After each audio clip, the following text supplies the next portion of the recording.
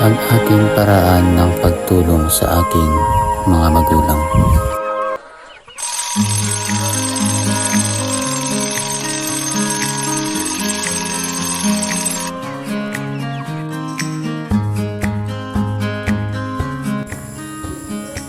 Nagsisimula ang aking umaga sa isang panalangin at pasasalamat sa ating Panginoon dahil binigyan niya ako muli ng panibagong umaga at pagkakataon upang mabuhay at magawa lalo na ang kanyang kalooban.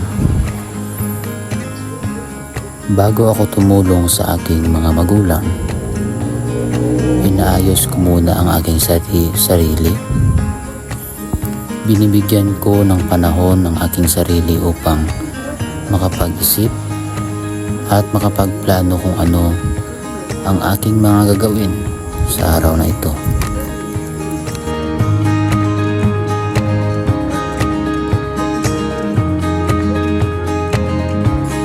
Sa panahon na ako ay tumutulong sa aking mga magulang, ay mas lalo kong nararamdaman ang kanilang mga sakripisyo na kanilang ginagawa para sa amin.